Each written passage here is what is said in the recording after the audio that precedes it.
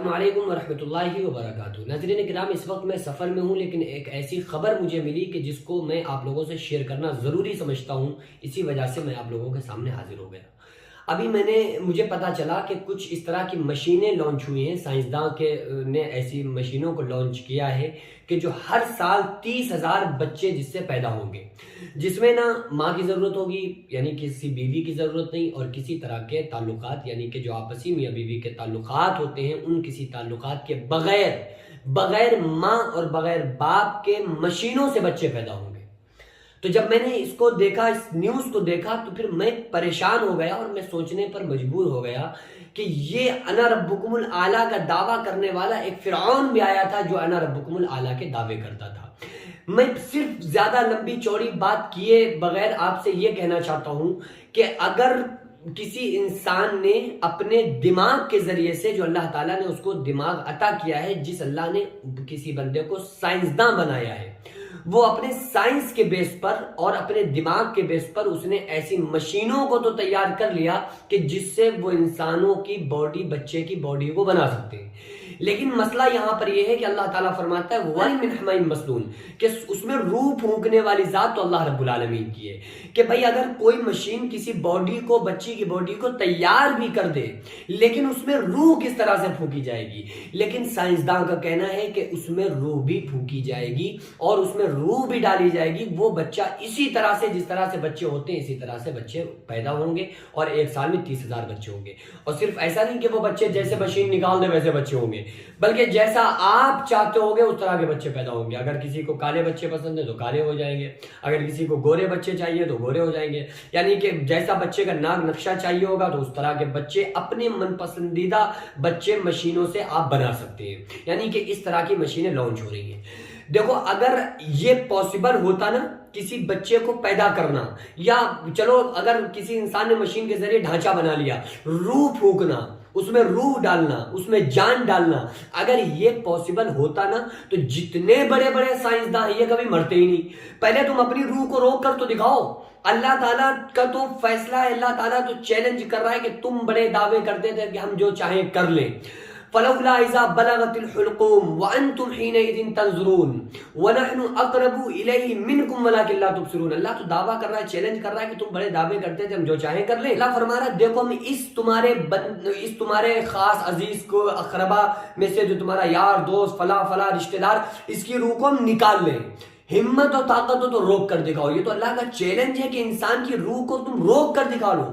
روح ڈالنا، روح اس کے اندر پیوست کرنا، جان ڈالنا، باڈی بنانا، یہ تو بہت بڑی بڑی باتیں ہیں۔ جو آلریڈی بنی بنائی روح ہے، کسی انسان کو تم مرنے سے روک کر دکھا لو نا۔ تو جو بڑے بڑے سائنسداں جو 30,000 سال میں بچے پیدا کرنے کی بات کر رہے ہیں، یہ خود مرنے سے رک کے دکھا دے۔ میں چیلنج کر رہا ہوں، یہ خود مرنے سے رک کے دکھا دے، میں زندگی بھر کے لیے غلام بن جاؤں گا، لیکن کبھی نہیں ہو سکتا۔ کیوں؟ کیونکہ یہ اللہ تبارک و تعالیٰ کے قبضہ و قدرت میں اگر ایسا ہوتا نا تو سائنسداں میں جتنے بڑے بڑے سائنسداں ہوتے مرتے ہی نہیں۔ ثم جعلناه نطفة في قرار مكين، پھر اللہ تعالیٰ فرما رہا ہے کہ ہم نے نطفے کو قرار بخشا۔ ثم خلقنا النطفة علقة فخلقنا العلقة مضغة فخلقنا المضغة عظاما فكسونا العظام لحما۔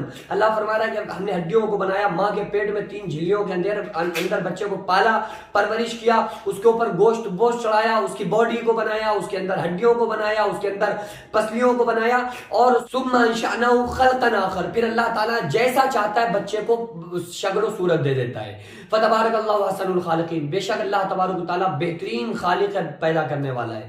تو یہ اللہ کی ذات ہے کہ ماں کے پیٹ میں 3 جھلیوں کے اندر بغیر سانس کے 3 مہینے اللہ تعالیٰ بچے کو زندہ رکھتا ہے۔ بڑے بڑے سائنسداں ہیں، انہیں آکسیجن چاہیے ہوتا ہے، لیکن اللہ کی قدرت یہ ہے کہ ایک بچے کو ماں کے پیٹ کے اندر 3 مہینے بغیر آکسیجن کے زندہ رکھ کے دکھاتا ہے، اور اگر اس نے آکسیجن کا کوئی سسٹم بنایا بھی ہے تو یہ کوئی اور کر کے دکھا دے۔ میں ایسے سائنسداں حضرات سے جو روح اور باقاعدہ انسان بنانے کی بات کر رہے ہیں مشینوں کے ذریعے، میں کہنا چاہتا ہوں کہ اس فرعون، جاؤ مصر کے عجائب خانے میں اور اس فرعون کی لاش کو دیکھ کر ذرا خود پہ رحم کھا لو کہ یہ اس سے بڑا تکبر دنیا میں کرنے والا کوئی نہیں تھا جو انا ربکم الاعلی کے دعوے کرتا تھا، لیکن اس کا کیا حال ہو گیا۔ اللہ تعالیٰ کے اختیار میں موت زندگیوں کا مالک اللہ رب العالمین ہے، اس نے کائنات کو بنایا سجایا۔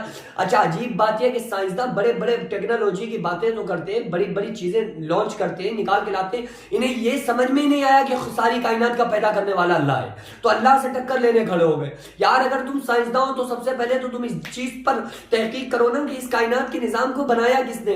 لوگ سائنسداں یہ کہتے ہوئے تو ملیں گے کہ ایک گولا تھا، وہ گولا پھٹا دنیا بن گئی۔ میں کہتا ہوں وہ گولا پھاڑا کس نے تھا؟ بغیر بھائی کوئی چیز ایک تنکا بغیر بنائے نہیں بن سکتا، تنکا بغیر ہاتھ کے کسی اشارے کے بغیر کسی اسباب کے آپ اٹھا نہیں سکتے، آپ پنکھے کو بغیر تار کی چلا نہیں سکتے، تو زمین آسمان چاند سورج ستارے کائنات کیسے چل رہی ہے؟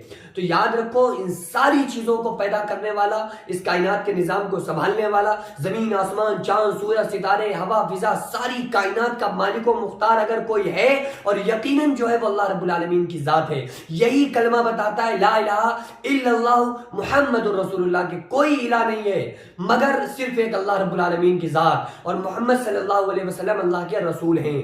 تو جو سائنسداں حضرات ہیں انہیں یہ سوچنا چاہیے کہ اتنی دماغی باتیں کرتے ہیں لیکن ان کے دماغ میں ابھی تک یہ نہیں گھسا کہ اس کائنات کو بنانے والی ذات جو ہے وہ اللہ رب العالمین کی ذات ہے، وہی موت اور زندگیوں کا مالک ہے۔ اگر تم بچوں کو پیدا کرنے والی مشینیں بنا رہے ہو تو پہلے اس سے پہلے کوئی ایسی مشین تیار کرو جو تمہیں موت نہ آئے۔